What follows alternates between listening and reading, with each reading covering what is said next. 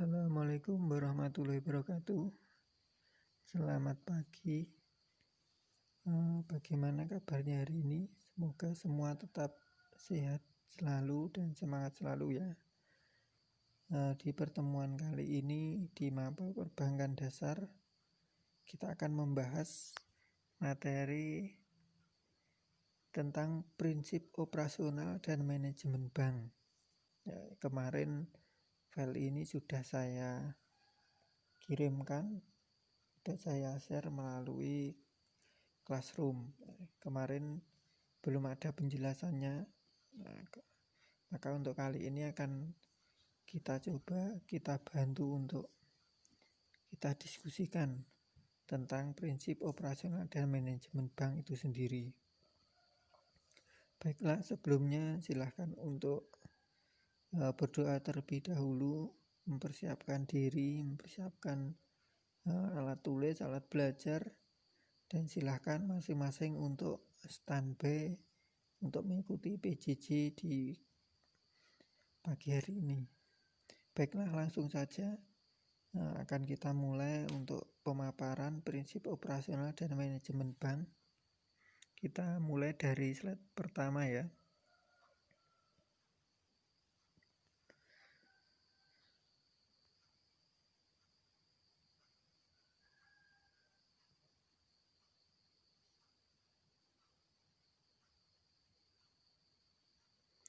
Ya, prinsip-prinsip operasional bank atau perbankan ya. Dalam hukum perbankan dikenal beberapa prinsip perbankan, yaitu prinsip kepercayaan, prinsip kehati-hatian, prinsip kerahasiaan, dan prinsip mengenal nasabah. Jadi prinsip-prinsip operasional yang perlu dan sangat ditekankan di perbankan itu ada 4 ya. Akan kita bahas satu persatu. Ya, kita yang pertama dulu, prinsip kepercayaan ya. Jadi pengertiannya adalah suatu asas yang melandasi hubungan antara bank dan nasabah bank. Bank berusaha dari dana masyarakat yang disimpan berdasarkan kepercayaan, sehingga bank perlu menjaga kesehatan banknya dengan tetap memelihara dan mempertahankan kepercayaan masyarakat. Jadi prinsip pertama ini sangat penting ya, sangat penting, dan ini akan mempengaruhi pada perjalanan operasional bank itu sendiri ya. Jadi bank itu harus menjaga kepercayaan dari nasabahnya dalam segala hal, dalam segala lini, dalam menerapkan atau mengoperasionalkan kinerja di kantornya ya. Jadi jangan sampai pelayanan ataupun simpanan dan lain sebagainya yang dimiliki oleh nasabah, yang diterima nasabah itu mengecewakan, ataupun jangan sampai kepercayaan nasabah itu menjadi hilang ataupun berkurang terhadap bank yang bersangkutan.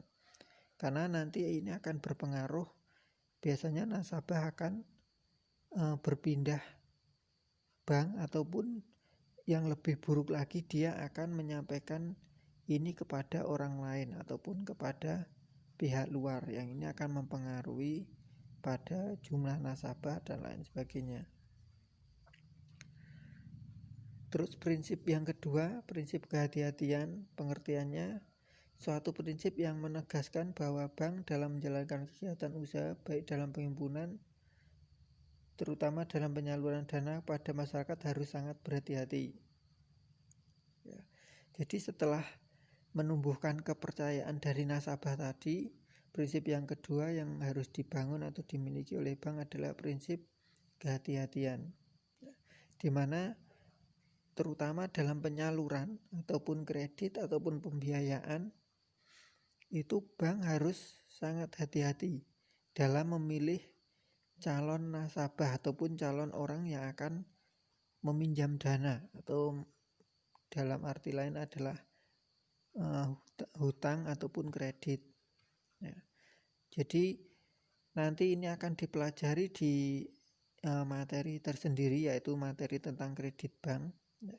Jadi saya singgung secara umum saja bahwa nanti prinsip kehati-hatian ini diterapkan dalam hal pembiayaan ataupun kredit, nanti di sana ada beberapa tahap yang harus dilakukan oleh bank dalam menilai ataupun dalam memilih nasabah yang akan dipinjami. Ya, nanti ada 6P, ada 6C, ada 7P, dan lain sebagainya. Prinsip-prinsip ataupun langkah-langkah yang akan ditempuh oleh bank itu sendiri. Jangan sampai nasabah atau bank salah memilih nasabah, nanti akan menimbulkan yang namanya kredit macet atau kredit yang tidak terbayarkan. Terus yang ketiga, prinsip kerahasiaan. Jadi setelah kepercayaan dibangun, kehati-hatian dilaksanakan, yang ketiga adalah prinsip kerahasiaan. Ya, di sini intinya adalah bank harus bisa menjaga kerahasiaan data nasabah. Ya, data semua nasabah tidak boleh dipublikasikan atau dipublikasikan secara umum. Nah, ini kecuali nanti jika nasabah tersebut terkena kasus hukum dan itu mengharuskan bank yang bersangkutan menyerahkan atau menampilkan data nasabahnya digunakan dalam proses penyelidikan ya, oleh pihak berwenang, itu baru boleh. Tapi kalau dipublikasikan secara umum itu tidak boleh tanpa dasar hukum yang jelas ya. Jadi harus hati-hati. Terus prinsip yang keempat, yang terakhir adalah prinsip mengenal nasabah ya. Jadi setelah kepercayaan, kehati-hatian, menjaga kerahasiaan, yang terakhir prinsipnya adalah mengenal nasabah. Ya, jadi ini sangat penting. Jadi setiap nasabah yang akan bertransaksi dalam bentuk apapun itu, bank harus memperoleh datanya secara lengkap. Ya, secara lengkap, secara up to date, asli, bisa dipertanggungjawabkan. Jadi nanti ketika terjadi hal yang tidak diinginkan atau permasalahan yang tidak diinginkan dalam melacak ataupun mengurusnya, ya, menganalisis dan lain sebagainya, itu bank akan lebih mudah. Jadi data pribadi, riwayat mungkin pekerjaan, usaha dan lain sebagainya itu harus komplit. Selain itu, dengan mengenal nasabah, bentuk pelayanan dan lain sebagainya itu akan mudah terjalin antara karyawan di bank ataupun pihak manajemen bank dengan para nasabahnya. Nah, ini akan mempengaruhi ya, semakin nasabah itu merasa nyaman, dihargai dan lain sebagainya, efek dari mengenal atau saling mengenal dalam artian mengetahui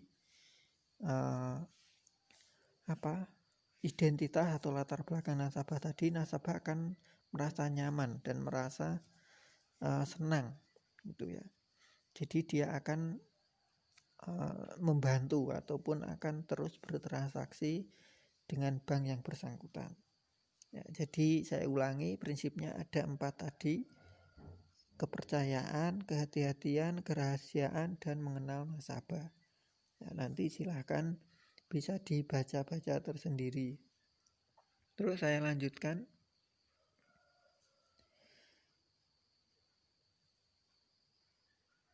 Ya, selanjutnya prinsip operasional bank. Jadi prinsip operasional bank di sini bisa kita tampilkan ada 4. Yang pertama, denomination divisibility, yaitu menghimpun dana dari pemilik dan disalurkan kepada yang memerlukan. Atau nama lainnya adalah kalau menghimpun itu funding, kalau menyalurkan itu lending. Terus yang kedua adalah maturity flexibility. Ya, di sini menghimpun dana dalam bentuk giro, tabungan, dan deposito berjangka yang waktunya bervariasi. Ya, jadi bentuk penghimpunan atau funding tadi secara garis besar itu ada 3, yaitu giro, tabungan, dan deposito berjangka. Nah, ini nanti akan kita sampaikan secara lebih terinci. Terus prinsip operasional yang ketiga adalah liquidity transformation, yaitu memelihara likuiditas. Ya, likuiditas itu sendiri adalah suatu keadaan ataupun prinsip yang harus dijaga oleh bank, di mana bank harus bisa memenuhi tagihan-tagihan ataupun kewajiban-kewajiban jangka pendek. Ya, mungkin sudah pernah saya sampaikan bahwa bank itu harus menyediakan kurang lebih 20% dari total dana ataupun total aset yang dimilikinya. Ya, ini untuk berjaga-jaga jika suatu waktu atau sewaktu-waktu itu ada nasabah yang ingin mengambil dananya dan lain sebagainya. Jadi persediaan dana di bank itu tidak kosong. Terus prinsip operasional yang keempat adalah risk diversification. Nah, ini penyaluran dana dengan memperhatikan resiko. Ya, jadi tadi ya ada hubungannya dengan kehati-hatian tadi. Jadi ketika menyalurkan dana atau memberikan kredit itu bank harus memperhatikan resiko-resiko yang mungkin akan terjadi. Ya, makanya di kredit nanti, di materi kredit nanti ada yang namanya 6C. Ya, salah satunya adalah C, yang pertama adalah karakter. Karakter itu kepribadian. Nah, maka bank harus tadi mengenal nasabah, mengenal kepribadian nasabah. Dia calon nasabah yang baik atau mungkin yang kurang baik. Nah, jadi itu dimaksudkan untuk meminimalisir resiko yang akan terjadi. Ya. C yang lain masih banyak ya, ada kapital, ada capacity, ada collateral, ada condition of economy, ya, dan ada constraint. Nah, nanti itu akan kita sampaikan lebih lanjut di ketika sudah sampai materi di kredit. Ya, terus prinsip operasional bank yang kita kenal ya, di Indonesia ada 2, yaitu bank konvensional dengan memakai bunga atau riba, dan bank syariah dengan memakai prinsip bagi hasil ya, atau non bunga ataupun riba. Ya, akan kita lihat seperti apa. Ya, kalau untuk bank konvensional kemarin sudah kita bahas di semester 1, yaitu tentang jenis dan fungsi bank.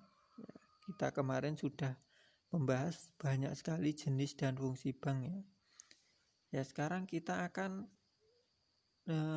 melihat prinsip yang dipakai di bank syariah. Yang pertama adalah prinsip mudharabah. Ya, ini di sini bisa dilihat penjelasannya adalah perjanjian antara dua pihak di mana pihak pertama sebagai pemilik dana. Ya, pemilik dana itu shahibul mal, dan pihak keduanya sebagai pengelola dana itu disebut dengan mudharib. Ya, jadi kalau mudharabah itu ada dua pihak, shahibul mal itu yang memiliki dana dan mudharib itu yang mengelola. Ya. Untuk mengelola suatu kegiatan ekonomi dengan menyepakati nisbah bagi hasil atas keuntungan yang akan diperoleh. Ya. Sedangkan kerugiannya akan ditanggung oleh shahibul mal, kecuali jika mudharib melakukan kesalahan yang disengaja atau menyalahi perjanjian. Nah, jadi di sini adalah prinsip mudharabah itu satu orang sebagai pemilik dana, satu orang sebagai pengelola. Ya. Shahibul mal dengan mudharib mengadakan suatu usaha yang mana yang satu itu cukup menyediakan dana saja, yang satu yang mengelola. Nah, jadi seperti menginvestasikan. Dan nanti ketika ada keuntungan akan dibagi menurut nisbah bagi hasil yang disepakati. Ya. Nisbah yang dipakai biasanya itu memakai yang 40-60 ataupun 70-30. Jadi kalau 40-60 itu 40-nya untuk shahibul mal, 60-nya untuk mudhorib. Kenapa mudhorib lebih besar? Karena di sini adalah mudhorib yang menjalankan usahanya. Ya. Jadi sohibul mal hanya dapat 40 kita contohkan karena dia hanya sebagai penyedia dana, sedangkan yang mengoperasionalkan, yang menjalankan usahanya itu mudhoribnya itu mendapatkan 60%. Ya. Nah, kalau di bank syariah yang disebut sebagai sohibul mal itu siapa? Sohibul malnya itu ya banknya itu, ya, yang menyediakan dana. Nah, mudhoribnya siapa? Mudhoribnya adalah orang yang mengambil pembiayaan, ya, atau orang yang meminjam.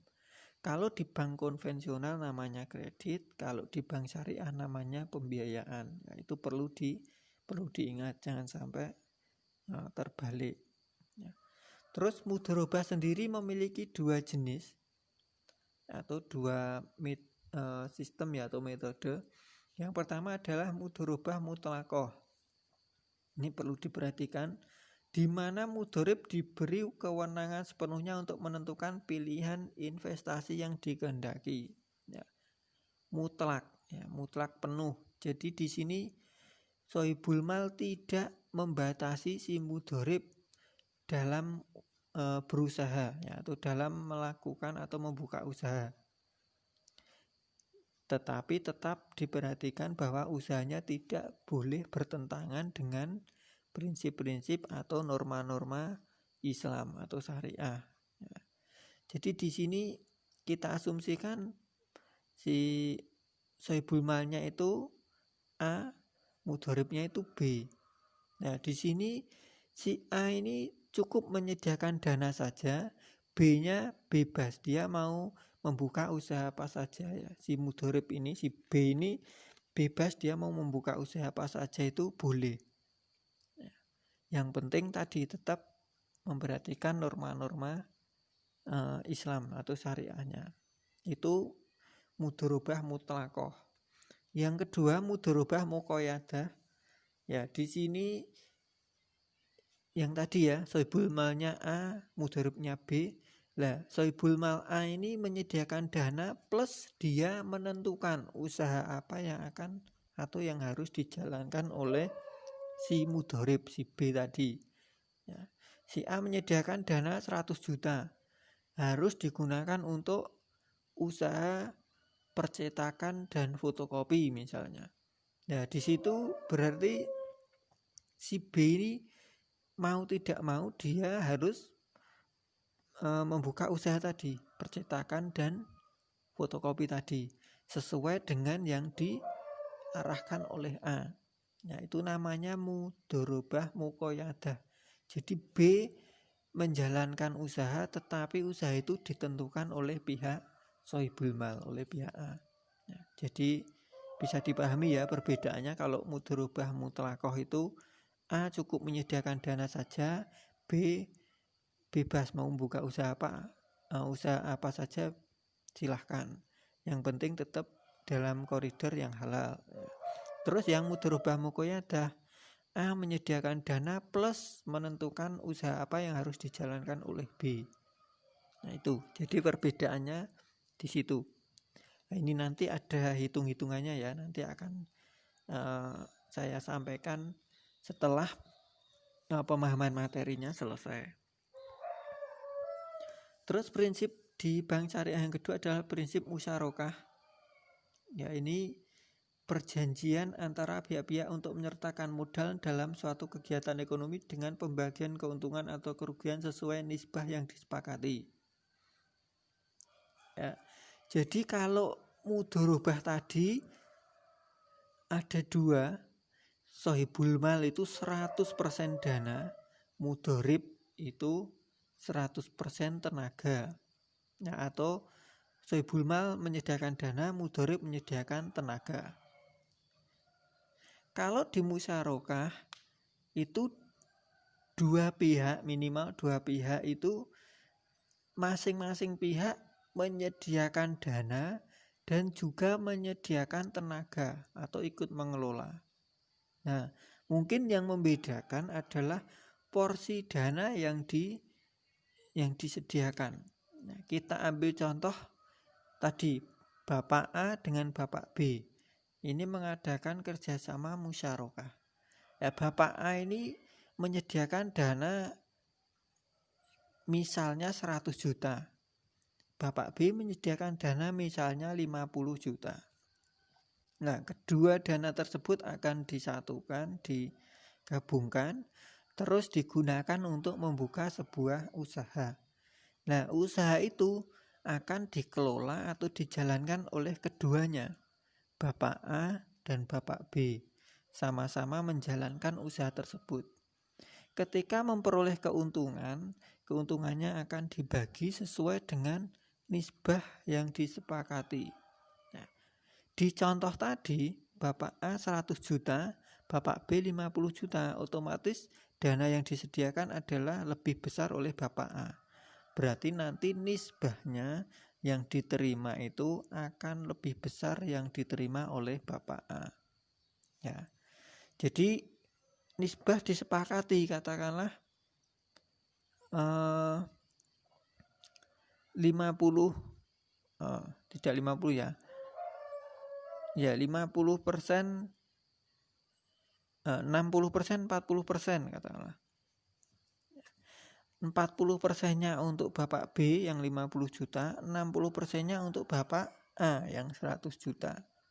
Nah, nanti akan dari total keuntungan itu akan kita kalikan dengan nisbah, akan kita kalikan dengan jumlah modal yang disediakan. Ya. Jadi kalau katakanlah untungnya 100.000, si Bapak A 60%-nya berarti dia akan mendapatkan 60.000, dan Bapak B-nya hanya menyediakan 50 juta tadi, mendapatkan 40%, berarti dia hanya mendapatkan 40.000. Jadi kalau di total kembali lagi keuntungannya menjadi 100.000. Seperti itu, nanti ada juga contoh hitungannya. Ya, jadi perlu diperhatikan dengan baik perbedaannya musyarakah dengan mudharabah tadi. Kalau mudharabah tadi satu itu hanya cukup dana, dia tidak ikut mengelola, yang mengelola itu mudharibnya. Tapi kalau musyarakah, keduanya sama-sama menyediakan dana dan sama-sama mengelola. Nah, walaupun mungkin porsi dana yang disediakan itu berbeda, ya, berbeda jumlahnya atau nominalnya. Nah, itu ya. Terus prinsip selanjutnya adalah prinsip wadiah. Nah, ini dipakai dalam tabungan. Wadiah itu menitipkan dana atau benda kepada pihak kedua selaku penerima titipan dengan konsekuensi titipan tersebut sewaktu-waktu dapat diambil kembali. Nah, kalau nama lain tabungan di bank syariah itu adalah prinsip yang dipakai adalah wadiah. Ya. Nah, kalau untuk jenisnya sangat banyak nanti ya. Ada kalau dibahasakan itu ada simpanan pendidikan, ada simpanan pelajar, ada simpanan sukarela, simpanan harian, dan lain sebagainya ya. Tetapi prinsip utama yang dipakai adalah wadiah ataupun titipan. Terus wadiah sendiri dibagi menjadi dua, yaitu wadiah yadomanah. Nah, ini dana yang dititipkan itu boleh digunakan oleh pihak yang dititipi. Yang kedua adalah wadiah amanah. Ya, ini dana ataupun barang yang dititipkan itu tidak boleh digunakan oleh yang menerima titipan. Ya, kita lihat contohnya di sini yang wadiah yadomanah yang boleh digunakan atau aplikasikan, yaitu giro tabungan deposito. Ya, ini boleh.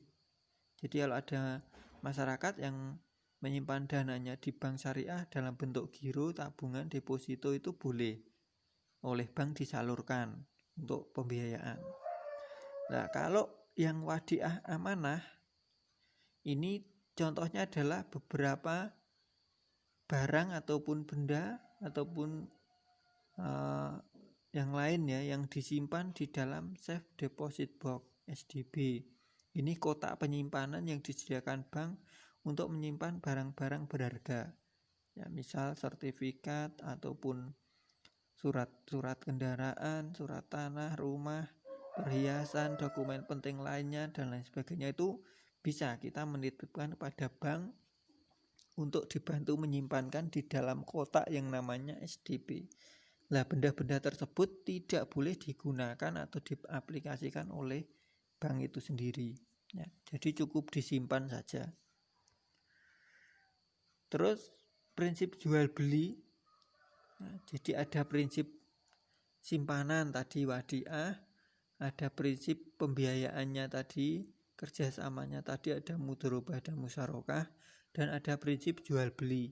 Ya, di sini yang pertama adalah murabahah, yaitu akad jual beli antara dua belah pihak di mana pembeli dan penjual menyepakati harga jual yang terdiri dari harga beli ditambah ongkos pembelian dan keuntungan bagi penjual. Ya. Nasabah membayar harga barang pada jangka waktu tertentu yang telah disepakati. Jadi mudharabah itu memiliki titik perbedaan yang sangat penting ataupun sangat jelas dengan prinsip jual beli di bank konven. Nah, kita ambil contoh ketika kita mengambil kredit di bank untuk membeli barang, itu bank akan menyerahkan uang dan kita membeli sendiri barang tersebut kepada yang kita inginkan. Nah, itu kalau di bank konven. Tetapi kalau di bank syariah memakai prinsip murabahah itu, ketika kita akan membeli barang ataupun kita ambil contoh sepeda motor ya. Contoh Bapak A menginginkan pembiayaan murabahah dengan sebuah sepeda motor merek X katakanlah. Nah, dia akan mendatangi bank syariah, dia akan menyampaikan dia ingin memiliki sepeda motor dengan merek X ya. Dengan warna dan lain sebagainya dijelaskan semua terperinci. Ya, pihak bank di sana akan mengajak pihak nasabah tadi, Bapak A tadi, mendatangi sebuah dealer ataupun showroom. Nah, bank akan membelikan barang tersebut. Jadi Bapak A tidak akan menerima dalam bentuk uang nanti, tapi dia akan menerima dalam bentuk barang. Jadi itu, kalau di pembiayaan jual beli murabahah, nasabah tidak boleh menerima dalam bentuk uang, tetapi harus menerima dalam bentuk barang. Itu perlu digarisbawahi. Berbeda dengan kredit tadi. Kalau kredit tadi, nasabah akan menerimanya dalam bentuk uang dan nasabah sendiri yang akan membelikannya. Ya, kita kembali ke murabahah. Ya, tadi setelah sepeda motor merek X tadi terbeli, katakanlah harganya 20 juta, dibayar tunai oleh pihak bank. Nah, barang tersebut akan dibawa ke bank. Ya.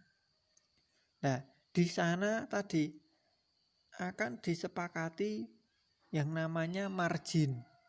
Ya, jadi harga pokoknya 20 juta, nanti bank katakanlah menetapkan marginnya 4 juta. Ya, maka bank akan menjual kembali kepada Bapak A tadi dengan harga 24 juta. Nah, di sini 4 juta ini bukan disebut yang namanya bunga atau riba. Di sini disebut dengan margin karena nasabah mengetahui dan menyepakati. Jadi tidak ada yang di sini namanya terzolimi. Jadi sudah kesepakatan marginnya 4 juta, berarti nasabah memiliki tanggungan pembiayaan sebesar bukan 20 juta tetapi 24 juta. Jadi 20 juta tadi harga beli ditambah margin 4 juta, menjadi 24 juta dan akan diangsur selama jangka waktu yang telah disepakati. Ya, itu perbedaannya ya. Jadi Bapak A tadi pulang dari bank itu menerimanya sudah barang tetapi bukan uang. Itu perbedaan bank syariah dengan bank konven. Terus prinsip jual beli selanjutnya adalah salam, yaitu pembelian barang dengan pembayaran di muka dan barang diserahkan kemudian.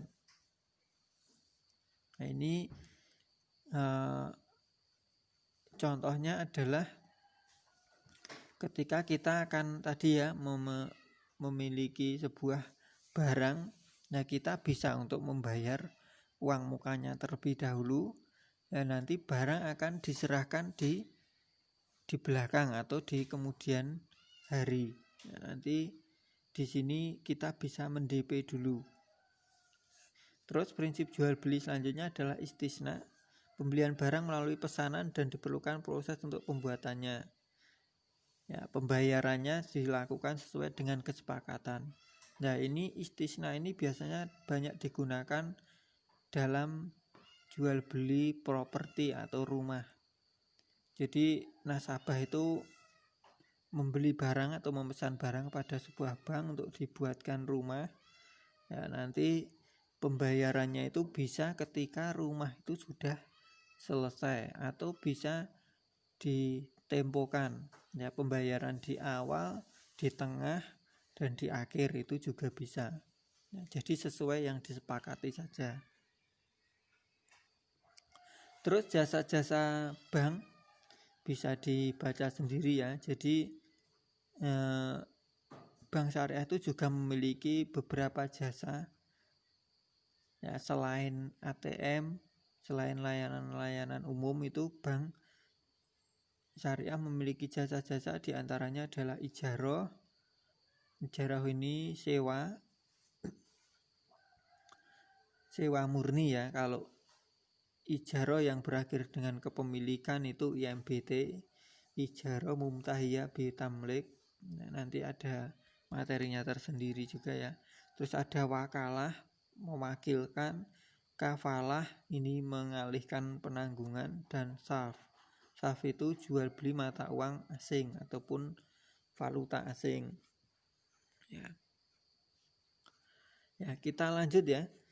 Pengertian organisasi bisa dibaca sendiri di sini, yaitu menurut Stoner suatu pola hubungan-hubungan yang melalui mana orang-orang di bawah pengarahan atasan mengejar tujuan bersama, yaitu organisasi.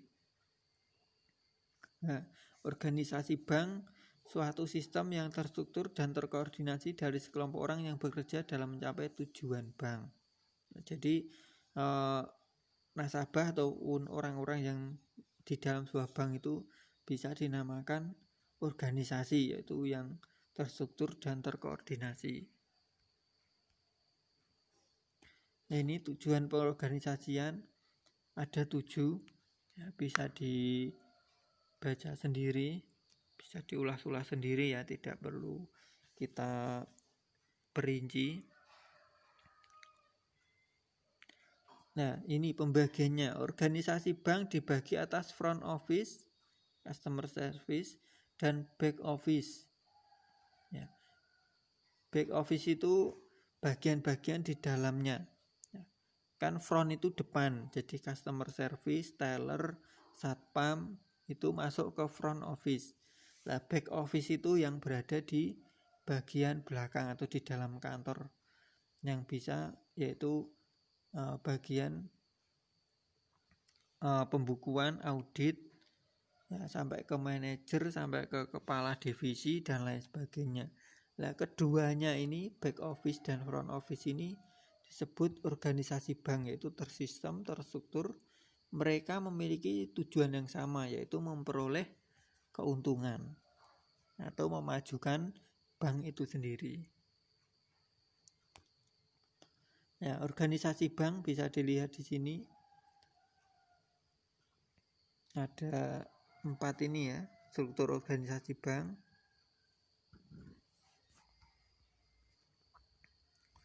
Nah, ini organisasi bank pada umumnya terdiri dari kantor pusat, kantor wilayah, kantor cabang penuh, kantor cabang pembantu, kantor kas, kios, kas mobil.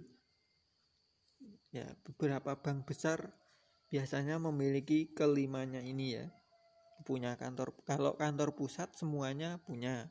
Ya, kantor wilayah, kantor cabang pembantu, kantor kas, kios, kas mobil. Nah, sekarang kita setelah organisasi kita membahas manajemen. Apa atau manajemen itu? Manajemen itu sebuah proses yang dilakukan untuk mencapai sebuah tujuan suatu organisasi dengan cara bekerja dalam tim. Jadi kalau organisasi itu mencakup semuanya, ya, mencakup semuanya yang ada di dalam sebuah perusahaan kantor. Nah, kalau manajemen itu yang menjalankan organisasi itu sendiri ya, atau yang ibaratnya kalau organisasi itu wadahnya, kalau manajemen itu mesinnya ataupun yang menjalankan operasional kesehariannya.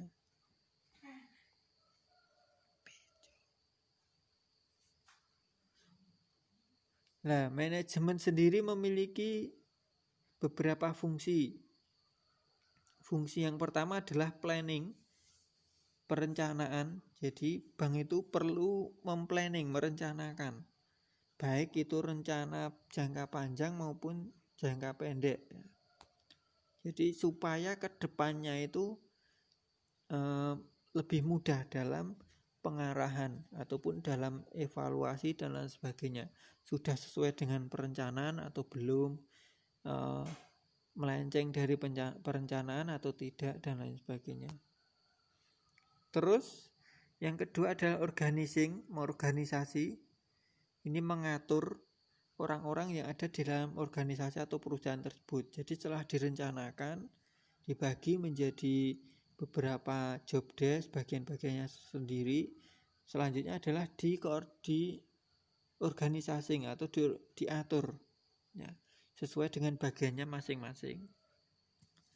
Ya, terus selanjutnya staffing, penempatan tidak berbeda jauh dengan organizing. Staffing ini menempatkan orang-orang yang tepat pada bagiannya. Jadi ini lebih terperinci lagi.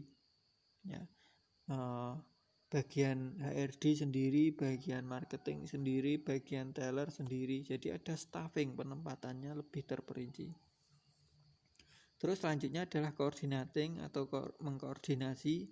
Nah, ini perlu ya, setiap berapa jangka waktu itu dikoordinasikan, dievaluasi, dianalisis pencapaiannya seperti apa. Terus sudah mencapai atau memenuhi target dari perencanaan atau planning tadi atau belum, ada masalah yang timbul atau tidak dan lain sebagainya, itu perlu dikoordinasi terus. Jadi karena organisasi tadi adalah satu kesatuan yang memiliki tujuan yang sama, maka semuanya itu harus bekerja sama, bahu-membahu mencapai tujuan tersebut.